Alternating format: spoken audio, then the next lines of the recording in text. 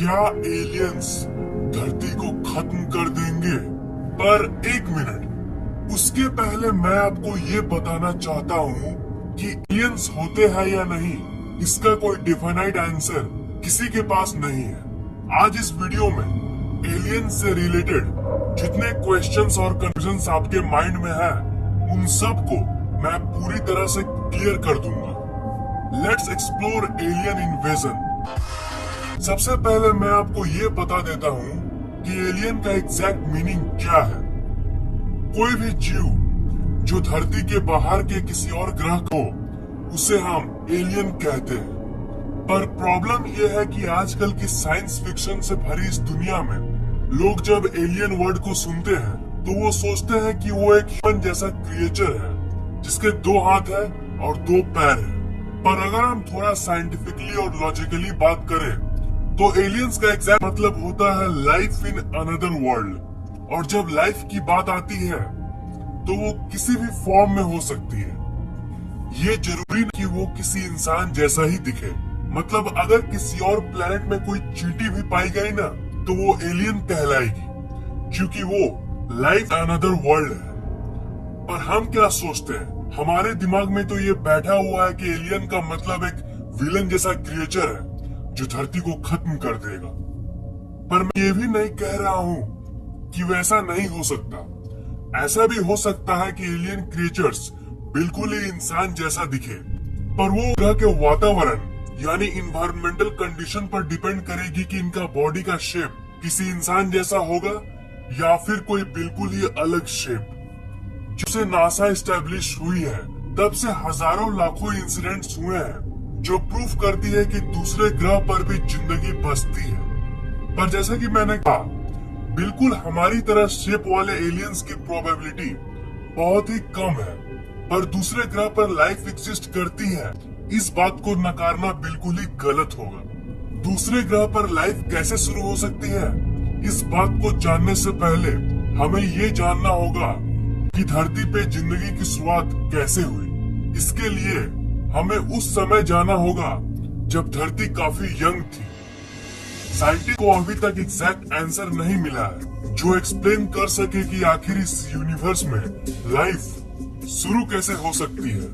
पर बहुत सारे थ्योरीज निकाली गई। सबसे कॉमन थ्योरी ये कहती है कि लाइफ की शुरुआत धरती पे ही हुई। इस थ्योरी के हिसाब से लाइफ की शुरुआत धरती के शुरुआत के समय बने केमिकल अमीनो एसिड के चलते हुई, जो बहुत पहले से धरती पर थी। उस समय से धरती जस्ट फॉर्म ही हुई थी। ये थ्योरी बड़ी ही इंटरेस्टिंग थ्योरी है, क्योंकि ये जो वर्ड है ना, इत्तेफाक यानी कोइंसिडेंस, वर्ड क्या क्या कर सकती है उसे इसने दर्शाया है। इस थ्योरी के हिसाब से अमीनो एसिड के मॉलिक्यूल्स आपस में टकराते रहते थे और ये रैंडमली लाखों सालों तक टकराती रही।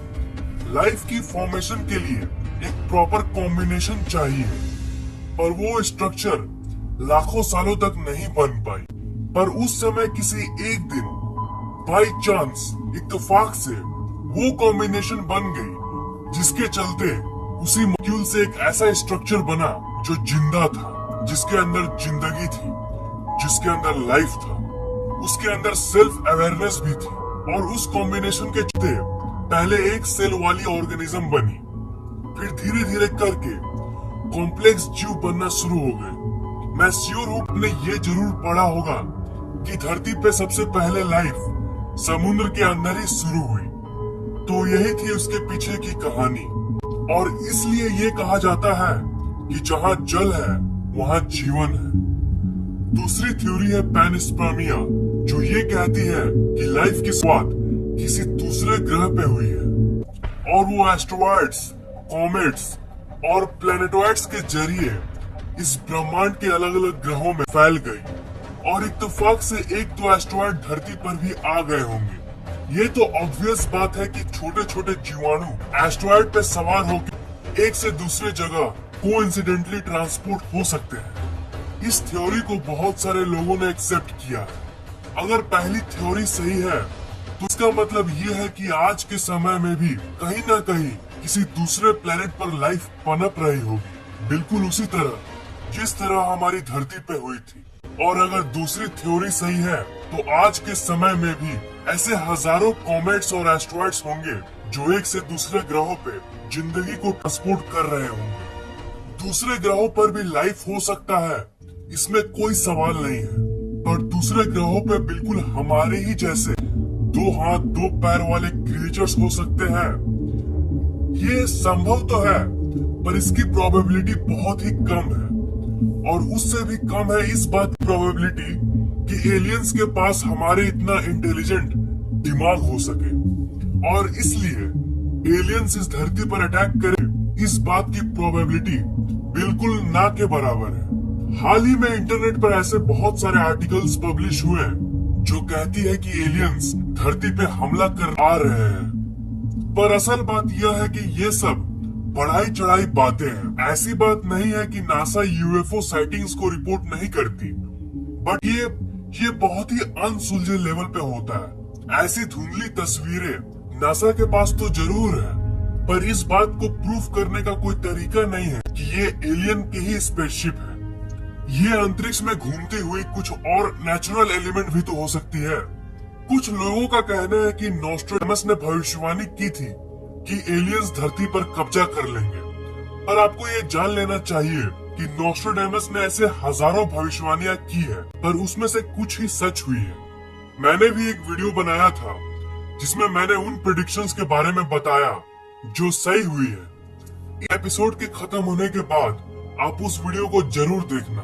अगर हम मान भी ले कि किसी और सौर मंडल के किसी दूसरे ग्रह पे बिल्कुल इंसान जैसी दिखने वाली कोई और क्रिएचर्स है, तो उन्हें धरती पर आते आते लाखों साल लग जाएंगे, क्योंकि धरती जैसी ऐसी ग्रह जहां लाइफ पनप सकती है धरती से हजारों प्रकाश वर्ष दूर है। इसलिए अगर वो किसी एडवांस्ड स्पेसशिप से यहाँ पे आ भी रहे होंगे तो उन्हें लाखों साल लग जाएंगे। मेरा इस वीडियो को बनाने का मकसद यही था कि मैं आपको समझा सकूं कि एलियन का एग्जैक्ट मीनिंग क्या होता है। मैंने आपको इस वीडियो में सच्चाई से रूबरू कराया, ना कि किसी ओवर इमेजिनेशन से। ऐसा नहीं, मैं एलियंस पर बिलीव नहीं करता हूँ। हाँ, एलियंस होते हैं, पर वो just life in another world है। इसलिए इंटरनेट पे जो ये बात फैलाई जा रही है कि एलियन अटैक होगा एंड ऑल दैट, ये सब एक्चुअली अभी के करंट सिचुएशन में तो नहीं होने वाली। सो जिस तरह मैंने अपनी एंड ऑफ द अर्थ वाली वीडियो में कहा, उसी तरह मैं अभी फिर से यही कह रहा हूँ कि सिट बैक एंड रिलैक्स, क्योंकि ऐसा कुछ नहीं होने वाला। तो आप क्या सोचते हो एलियंस के बारे में? नीचे कमेंट करना मत भूलिएगा। इस वीडियो को लाइक, कमेंट और शेयर करना मत भूलिएगा। और मैं हर 2 दिन में ऐसे ही इंटरेस्टिंग वीडियोस अपलोड करता रहता हूँ, इसीलिए इस चैनल को सब्सक्राइब करना मत भूलिएगा।